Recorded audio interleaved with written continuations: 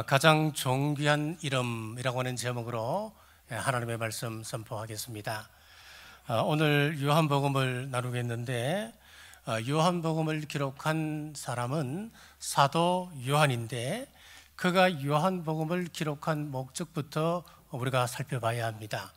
그가 요한복음을 기록한 목적을 요한복음 20장 30절에서 31절에 이렇게 밝히고 있습니다.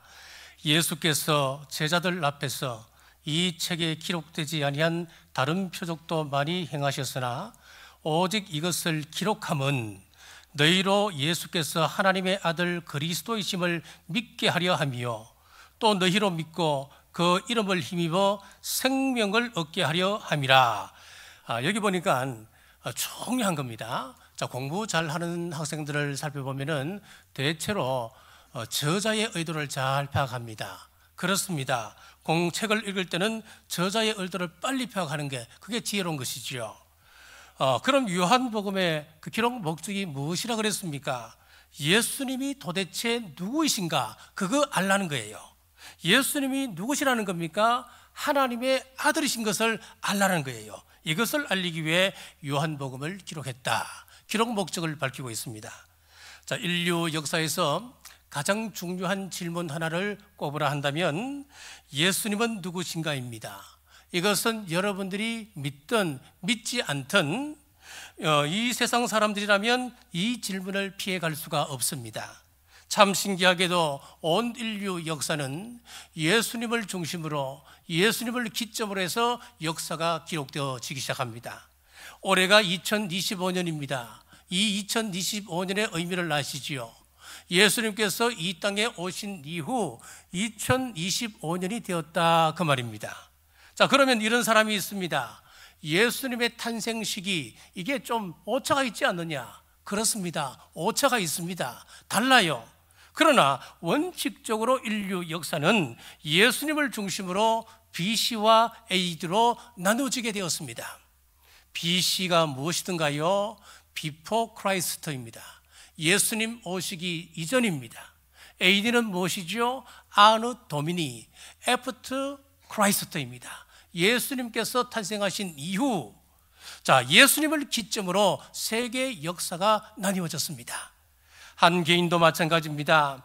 여러분들이 예수님을 알건 예수님을 모르건 여러분의 인생에 있어서 중요한 것은 예수님이 내 인생의 중심에 오셔서 나를 이끌어 가신다, 역사를 이루어 가신다는 것을 인정할 수밖에 없습니다. 우리 교회에서 제일 연세가 높으신 어른이 최남규 권사님이십니다. 1928년생이세요. 그럼 1928년은 무슨 의미라는 거예요? 예수님께서 이 땅에 오신 뒤후 1928년도에 권사님이 태어나셨다 그 말입니다. 저는 1995년도에 결혼을 했습니다. 이 말은 무슨 말이라는 거예요? 예수님께서 오신 이후 1995년에 제가 결혼했다 그 말이지요. 우리가 예수님을 믿건 믿지 않든 이 땅에 온 이상 우리 인생의 중심에 예수님께서 계신 것입니다. 요즘 안 믿는 학자들은 이게 불만인 겁니다. 왜 역사에 예수님께서 들어있어야 되고 예수님을 역사 중심에 넣어야 하는가? 그래서 BC와 AD를 없애자 그렇게 주장하는 사람들이 많아졌습니다.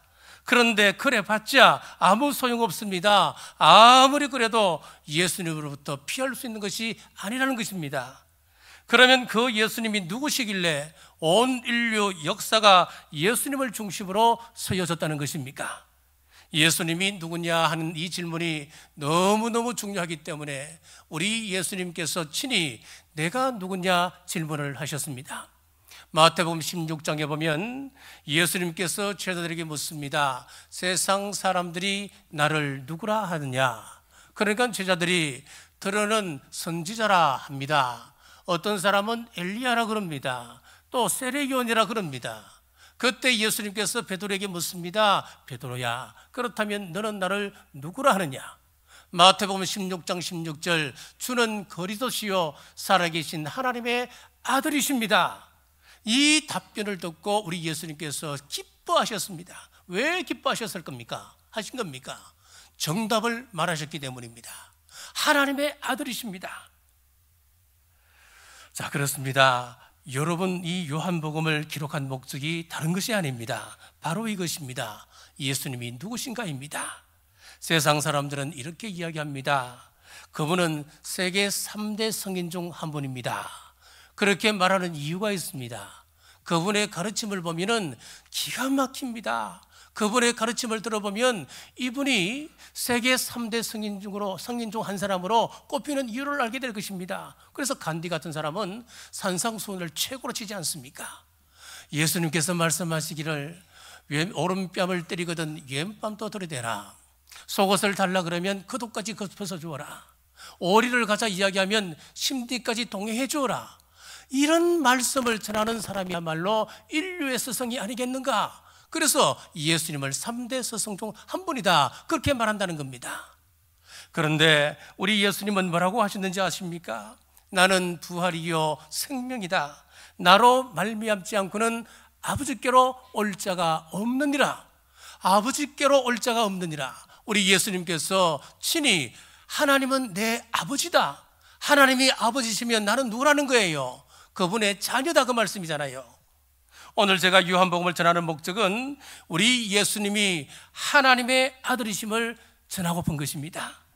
예수님은 하나님의 아들이시기 때문에 남긴 말씀들이 있습니다. 특별히 요한복음에서는 7번이나 I am으로 자신의 이름을 나타냅니다. 지난 새벽에도 청진군 때 여러분 나누었던 말씀이 기억나시는지요? 출애굽기 3장 14절에 하나님이 모세에게 이르시되 나는 스스로 있는 자니이라.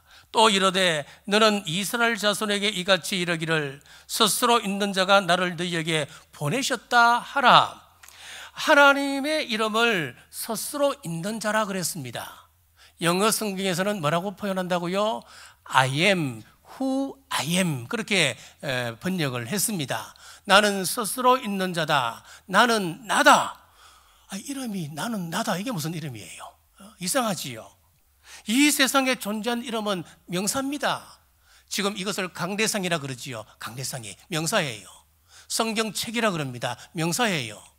자, 명사라고 하는 말은 무슨 의미가 있느냐면은 사람이 만들고 사람이 이름을 지었다, 그런 의미가 있는 거예요.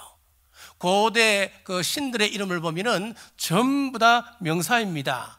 태양의 신 라, 그리고 하늘의 신 호루스, 그리고 사후세계의 신 오시리스, 전부 다 명사예요. 다시 한번 말씀드립니다. 명사라고 하는 것은 사람이 이름을 지었다, 그런 의미예요. 그런데 우리 하나님의 이름은 I am who I am, 나는 나다, 동사로 끝나는 거예요. 동사로 끝난다고 하는 것은 누군가에 의해서 불린 분이 아니라는 뜻입니다. 나는 스스로 있는 자다, 유일하신 하나님이라고 하는 것이 그 이름 속에 숨어 있다, 그렇게 말씀을 드렸습니다. 우리 예수님도 똑같습니다. 자신을 가리켜 I am이라고 말씀하셨습니다. 에고 에이미, 헬라어에서는 그렇게 말합니다. 7가지를 말씀하셨는데 나는 생명의 떡이다, 나는 참 포도나무다, 나는 선한 목자다, 나는 세상의 빛이다, 나는 양의 물이다, 나는 부활이요 생명이다, 나는 길이요 진리요 생명이다. 이렇게 I am으로 시작해서 당신의 이름을 이렇게 나타내셨습니다. I am, 나는 세상의 빛이다. I am, 나는 세상의 생명의 떡이다. 자, 출애굽기 16장 4절에 보면 이런 말씀이 있어요. 그때에 여호와께서 모세에게 이르시되 보라, 내가 너희를 위하여 하늘에서 양식을 비같이 내리리니. 하나님께서 이스라엘 백성들이 광야 생활을 할 때에 하늘에서 만나를 내리실 때 뭐라고 말씀하셨느냐? 하늘에서 양식을 비같이 내리신다, 그렇게 말씀하셨습니다. 요한복음에서 우리 예수님께서 그것이 내 이름이다, I am, 나는 하늘에서 내려오는 생명의 떡이니라, 그렇게 말씀하셨어요. 출애굽기에서 알려주신 그 하나님의 일이 요한복음에서는 우리 예수님이 자기 이름이다 밝히셨어요. 사랑하는 여러분, 예수님은 누구신가? 라고 하는 질문에 그분은 하나님의 아들이십니다, 고백하시길 바랍니다. 이것을 전제하고 요한복음을 보셔야 합니다. 자, 요한복음에서는 예수님이 하나님의 아들이심을 세 가지로 설명하고 있습니다. 첫째, 삼위일체 하나님이십니다. 요한복음 1장 1절에서 3절입니다. 태초에 말씀이 계시니라. 이 말씀이 하나님과 함께 계셨으니 이 말씀은 곧 하나님이시니라. 그가 태초에 하나님과 함께 계셨고 만물이 그로 말미암아 지은 바 되었으니 지은 것이 하나도 그가 없이는 된 것이 없느니라. 하나님은 예수님은 태초부터 하나님과 함께 계셨답니다. 자, 태초로 시작하는 성경은 세 권입니다. 창세기, 요한복음 1장 1절, 요한일서 1장 1절, 이 세 권밖에 없습니다. 자, 창세기 1장 1절 보겠습니다. 태초에 하나님이 천지를 창조하시니라. 태초에 하나님이 천지를 창조하셨는데 창조하실 때 무엇으로 창조하셨습니까? 창세기 1장 3절입니다. 하나님이 이러시되 빛이 있으라 하시니 빛이 있었고 하나님이 이러시되 말씀으로 창조하셨습니다. 그런데 그 말씀이 하나님의 아들 그리스도이심을 오늘 요한복음에서 설명하고 있습니다. 요한복음 1장 1절에서 3절 제가 다시 한번 읽겠습니다. 태초에 말씀이 계시니라. 이 말씀이 하나님과 함께 계셨으니 이 말씀은 곧 하나님이시니라. 그가 태초에 하나님과 함께 계셨고 만물이 그로 말미암아 지은 바 되었으니 태초에 말씀이 계셨는데 함께 계셨는데 이 말씀은 예수님이시다. 그리고 이 예수님도 태초에 천지를 하나님께서 창조하실 때 함께 창조하셨다. 자, 여기서 우리 기독교의 가장 중요한 교리가 나옵니다. 바로 삼위일체 하나님이십니다. 창세기 1장 1절을 제가 다시 한번 보겠습니다. 태초에 하나님이 천지를 창조하시니라. 자, 여기서 한번 보십시오. 주어가 뭐겠습니까? 하나님이지요. 근데 하나님은 여기서 엘로힘으로 나타나 있습니다. 그냥 띄워주십시오. 엘로힘으로 나와 있는데 이 엘로힘이라고 하는 것은 3인칭 복수예요. 자, 그럼 마지막에 창조하시니라 이 말씀은 히브리어로 바라라고 하는 단어를 쓰는데 이것은 3인칭 단수예요. 자, 그러면 보십시오. 한 문장 안에 주어인 하나님은 복수로 되어 있고 동사는 단수로 되어 있어요. 이거는 문법적으로 맞지 않습니다. 그래서 삼위일체의 신비가 이 말씀 속에 있다, 그렇게 말을 하는 거예요. 자, 태초에 하나님께서 천지를 창조하실 때 성부 하나님과 말씀이신 예수 그리스도와 그리고 성령님께서 함께 창조하셨습니다. 자, 26절을 한번 볼까요? 우리 한번 같이 읽어보겠습니다. 하나님이 이러시되 우리의 형상을 따라 우리의 모양대로 우리가 사람을 만들고, 하나님께서 지금 사람을 창조하실 때 뭐라고 말씀하시느냐? 뭐 어떻게 말씀하시느냐니까, 내가 내 형상을 따라 내 모양을 따라 내가 사람을 만든다, 이러면 문제가 없어요. 그런데 여기 보니까 우리가 그랬어요. 우리가 우리 형상을 따라서 말씀을 우리 모양대로 우리가 사람을 만들자. 왜 하나님께서 천지를 창조하시는데 우리가 그랬을까요? 자, 26절 밑줄 친 부분을 한번 보실까요? 26절을 띄워주세요. 보시면은 마지막 부분에 우리가 사람을 만들고, 여기 보면은 동사는 1인칭 복수로 되어 있어요. 만들고 복수로 되어 있어요. 그리고 여기서 나와 있는 이 주어도 우리도 1인칭 복수로 되어 있습니다. 자, 그러니까 우리가 함께 사람을 만들어 간다. 1인칭 복수, 주어도 1인칭 복수, 이렇게 되어 있어요. 자, 그런데 27절을 한번 보시겠습니다. 27절을 보시면은 하나님이 자기 형상 곧 하나님의 형상대로 사람을 창조하시되 남자와 여자를 창조하시고, 여기 보면은 사람을 창조하시되 이 부분을 보면은 단수로 되어 있어요. 동사가 단수예요. 아니, 26절에서는 동사가 복수고 주어도 복수였는데 27절에 보니까 내가 사람을 만들었다 하실 때는 또 단수로 쓰였어요. 여러분, 중요합니다. 이는 삼위로 계신 하나님이 또 일체로 사역하시는 삼위일체의 하나님을 여기서 나타내고 있는 거예요. 지금 요한복음에서도 그대로 말씀하고 있는 것입니다. 이것은 사람의 논리로 아무리 이해하려고 해도 이해가 쉽지 않은 부분이에요. 그래서 저는 삼위일체 하나님은 말씀 그대로 믿고 말씀 그대로 그냥 선포합니다. 이유가 있습니다. 에베소서 1장 17절 말씀입니다. 같이 읽어보겠습니다. 우리 주 예수 그리스도의 하나님, 영광의 하나님께서 지혜와 계시의 영을 너희에게 주사 아버지를 알게 하시고 하나님을 알게 하시고 그렇습니다. 자, 이 말씀에 잘 보시면은 하나님께서 지혜와 계시의 영을 우리에게 부어주시면은 우리가 하나님을 알게 된다. 제가 믿는 말씀이 이 말씀이에요. 삼위일체 이 설명이 굉장히 복잡합니다. 힘들게 설명을 하면 오해가 생기고, 오해가 생기면 여기서 이단이 나오는 거예요. 그래서 역사적으로 보면 기독교 이단 가운데 가장 많은 부분이 바로 삼위일체 이 부분입니다. 너무너무 그 당시에 혼란합니다. 삼위일체를 양태론으로 설명하고 한 뿌리가 있는데 예를 들어 설명합니다. 김상정이라고 하는 한 인간이 있는데 그 사람은 목사기도 하고 아버지기도 하고 한 아내의 남편이기도 하고 이상하게 설명합니다. 양태론으로 설명하는 거예요. 이것으로는 충분하지가 않는 거예요. 그래서 수많은 그런 이단들이 나오게 된 거예요.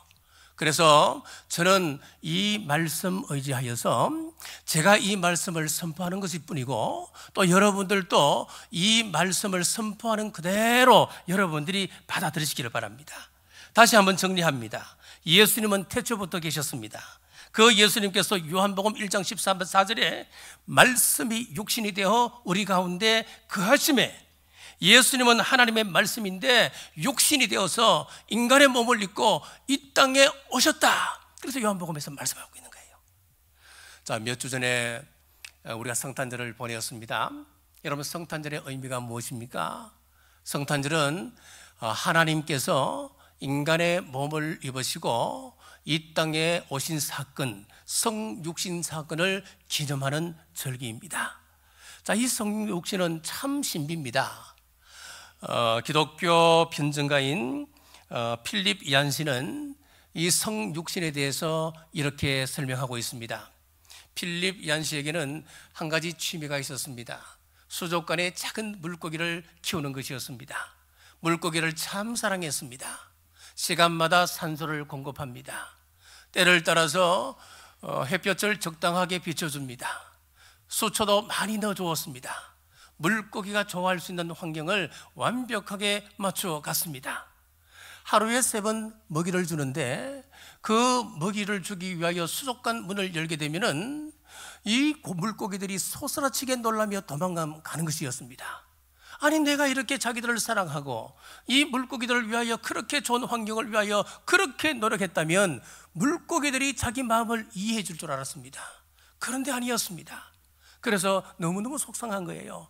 내가 너희들을 얼마나 사랑하는 줄 아느냐? 그런데 왜 도망가느냐? 내가 사랑하는 내 마음을 너희들이 좀 이해해 주면 좋겠다. 물고기들에게 이야기했습니다. 이야기하려 가까이 가면 가까이 갈수록 물고기들은 더 도망가는 것이었습니다.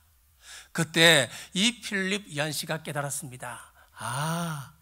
이 물고기들에게 내 마음을 전하기 위해서는 내가 물고기가 되어야 되었구나. 이것이 성육신이라고 하는 것입니다. 하나님이 세상을 만드셨습니다. 인간이 살기에 부족함 없는 환경을 만들어 주셨습니다. 그러면은 이 인간들이 하나님의 마음을 알아야 되잖아요.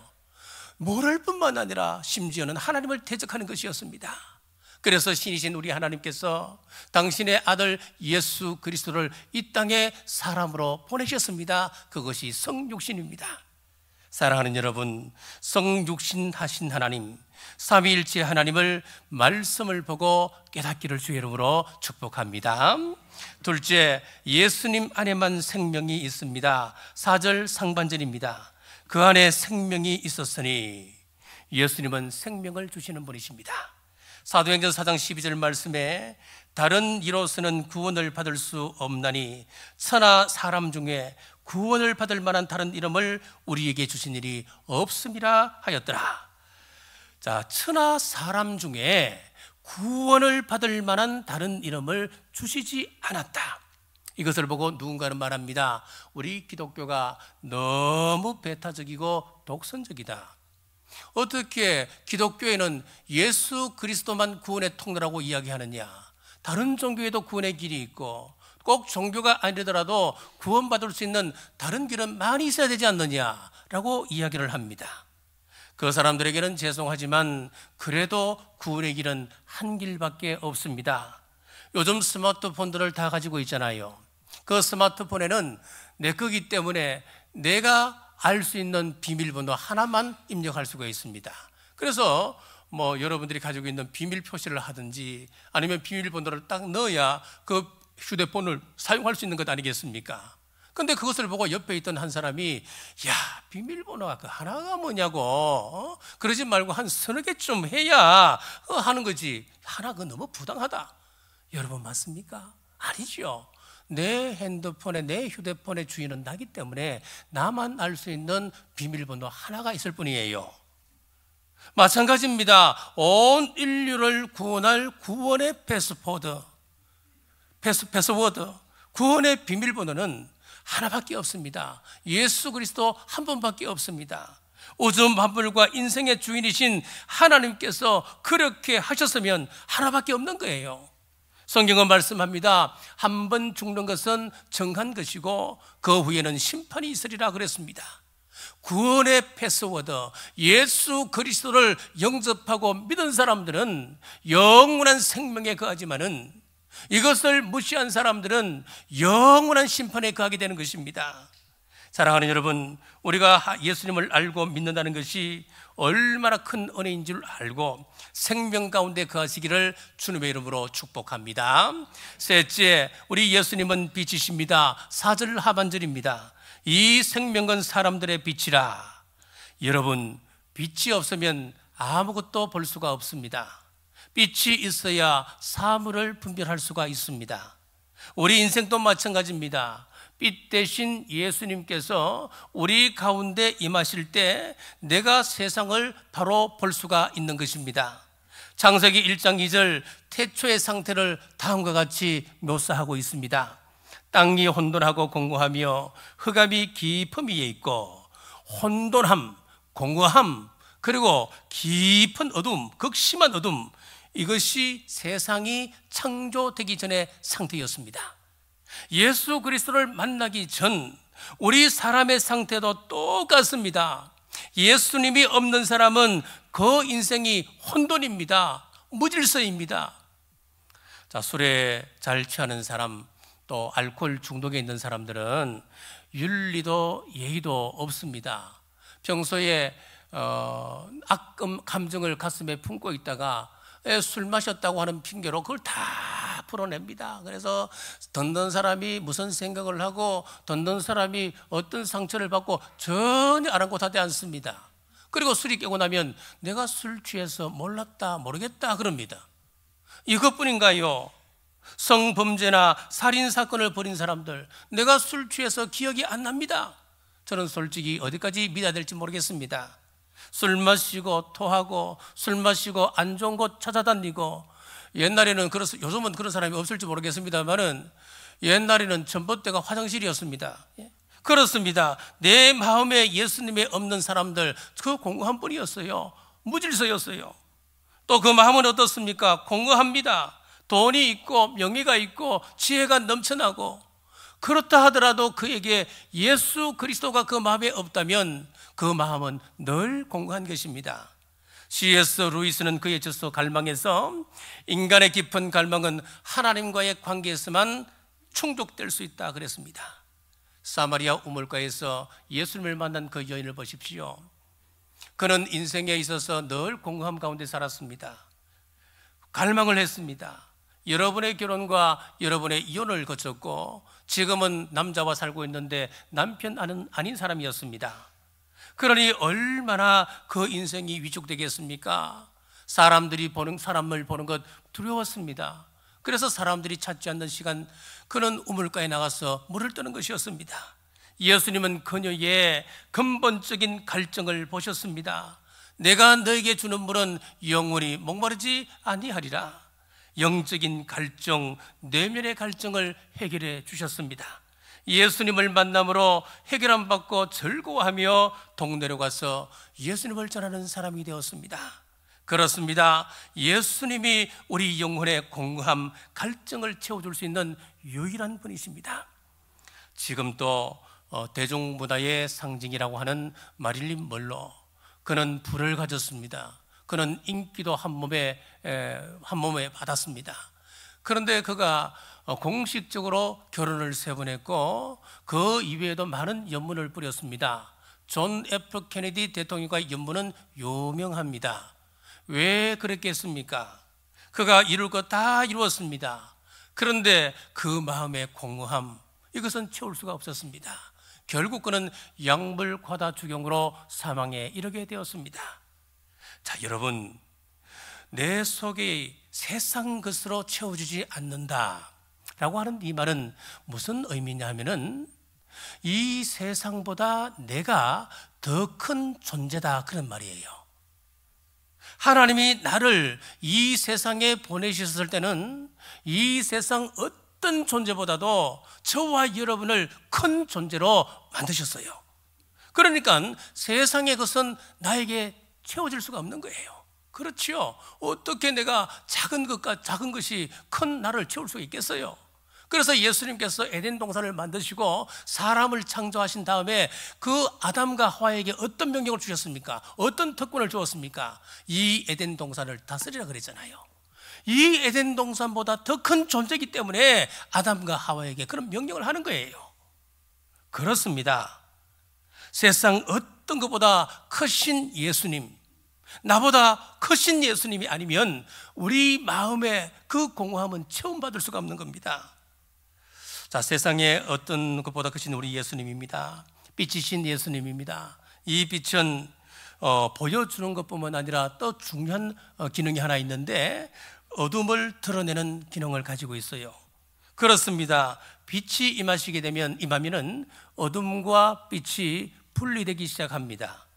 빛이 없었을 때는 어둠이 어둠인 줄도 몰랐습니다. 빛이 임하고 나면 어둠이 어두움을 알게 되는 것입니다. 자, 성경을 보면은 구약에는 이 사탄의 이야기가 별로 안 나옵니다.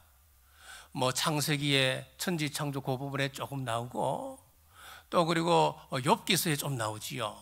그리고 스가랴서, 이사야서, 역대상 이렇게 조금밖에 안 나와요. 뭐 역대상에서도 보면은 다윗이 인구 조사를 하게 되는데 그 인구 조사를 하는 이유가 이 사탄이 그 마음을 움직였어. 그거밖에 안 나와요. 왜 구약 성경에서는 사탄의 이야기를 어렴풋이 전해줄까요? 참 이상합니다. 그런데 이상하게도 신약을 딱 펼쳐보면은 이 신약에는 사탄의 이야기로 가득 차 있는 거예요. 우리 예수님의 공생의 사역을 뭐로 시작하지요? 40일 금식 기도로 시작하시잖아요.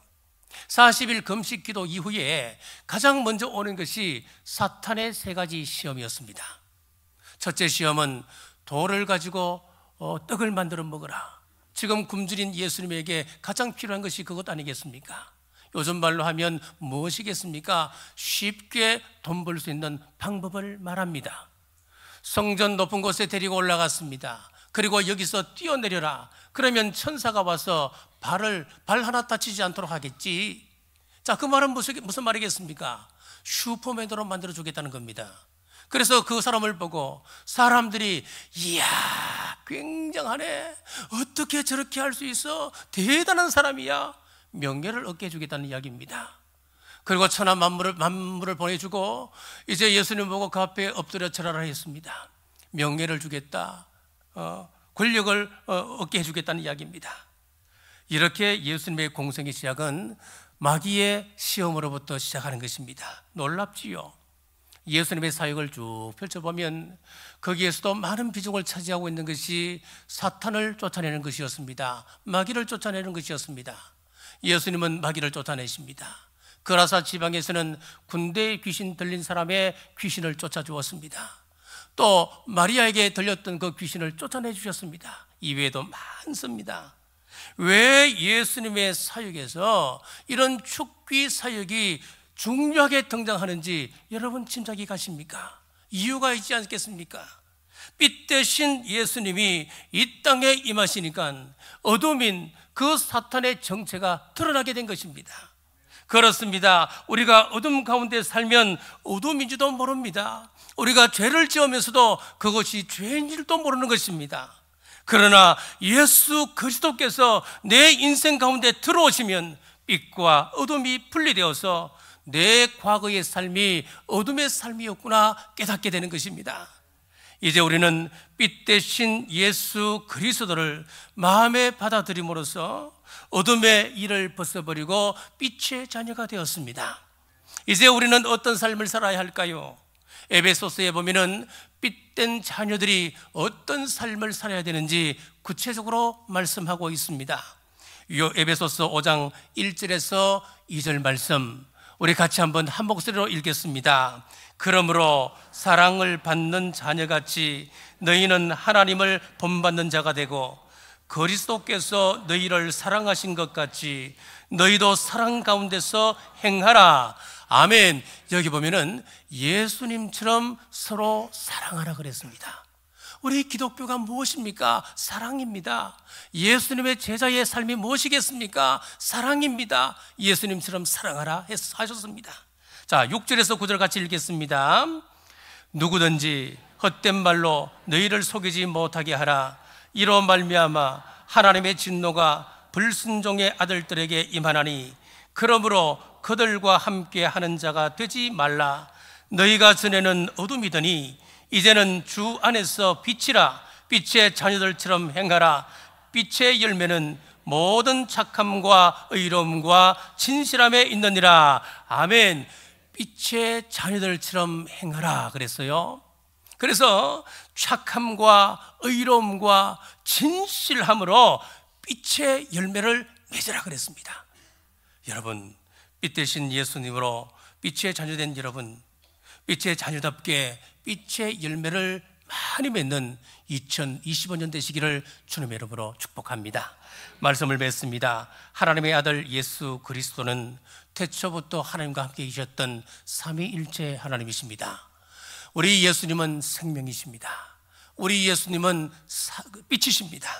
안타깝지만 이스라엘 백성들은 하나님의 아들이 이 땅에 오셨지만 영접하지 않았습니다. 본문 11절입니다. 자기 땅에 오매 자기 백성이 영접하지 아니하였으나 그러나 구원의 길을 열어주셨습니다. 12절입니다. 영접하는 자 곧 그 이름을 믿는 자들에게는 하나님의 자녀가 되는 권세를 주셨으니 예수님을 영접하고 주는 그리스도시요 하나님의 아들이십니다. 여러분 고백하십시오. 그래야 구원이 있습니다. 그런데 이 고백이 우리의 힘만으로는 되지 않습니다. 우리 하나님 예수님께서 하신 말씀이 무슨 말씀입니까? 우리 하나님께서 우리에게 지혜를 주시고 그리고 계시의 영을 우리에게 부어주시면은 우리가 하나님을 알게 된다 그랬잖아요. 우리가 영접하는 것도 우리 힘으로 되는 것 아닙니다. 성령님께서 우리에게 감동을 주시고 계시의 영이신 성령님께서 저와 여러분의 마음에 들어오셔서 감동을 주실 때 우리 하나님을 나의 주 나의 하나님, 우리 예수님을 하나님의 아들이라 고백할 수가 있는 것입니다. 성령님께서 여러분 마음에 감동 주실 때 구원의 은혜를 깨닫고 우리 예수님을 구주로 하나님의 아들로 고백하시기를 주님의 이름으로 축복합니다. 기도하겠습니다. 말씀이신 예수님을 함께 나누게 하신 하나님 감사합니다. 예수님은 이 세상에서 가장 존귀하신 이름입니다. 예수님은 하나님이십니다. 천지를 창조하신 분이십니다. 그 예수님께서 성육신하셔서 이 땅에 생명으로 빛으로 오셨습니다. 저희들은 예수님으로 하나님의 자녀된 권세를 얻었고 빛 대신 예수님의 이름으로 어둠의 권세를 넉넉히 이기게 하셨습니다. 아버지, 저희들에게 지혜와 계시의 영을 주셔서 하나님을 알게 하시고 예수님을 영접함으로 자녀된 권세로 이 세상을 살게 하옵소서. 다시 오실 예수님 이름으로 간절히 기도드리옵나이다. 아멘.